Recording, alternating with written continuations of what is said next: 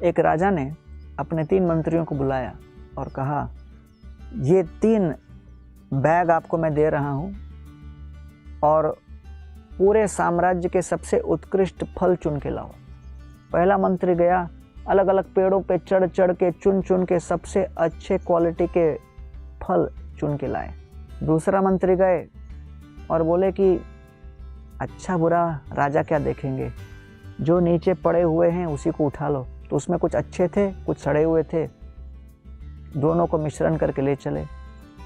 तीसरे ने सोचा, अरे कौन फल चुनता बैठेगा, इतने ढेर सारे पत्ते पड़े हैं, उठा के डालो, 5 मिनट में भर जाएगा। तो वो तीसरा मंत्री आलसी था और इस तरह बैग में उसने केवल पत्ते और इस प्रकार की वस्तुएं डाल दी। तीनों अपना बैग लेकर आ गए राजा के पास। राजा ने देखा और तुरंत कह दिया कि आप तीनों को मैं जेल भेज रहा हूँ और जेल में कोई भोजन नहीं मिलेगा, केवल ये बैग के अंदर जो कुछ भी है उसके ऊपर आप जीवित रहोगे। पहले मंत्री को तो कुछ प्रॉब्लम नहीं था, क्योंकि प्रचुर मात्रा में उन्होंने फल अपने साथ लेके चले थे, वो फल को ही खाकर वो जीवित रहे।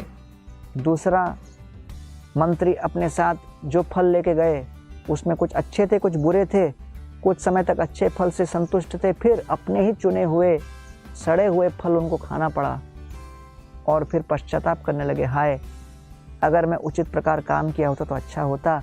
लेकिन सबसे अधिक पीड़ा तो तीसरे मंत्री को हुई, क्योंकि उसके बैग में केवल पत्ते थे और बेचारा परेशान होकर सोचने लगा, हाय मैंने धोखाधड़ी नहीं किया होता तो आज मैं बड़े संतोष से ये फल खाता।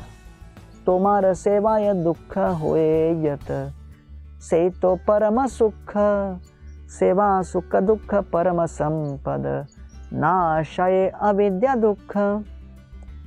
हे प्रभु, आपकी सेवा में जो दुख और कष्ट हम झेलते हैं वो वास्तव में हमारे सुख का मूल कारण है।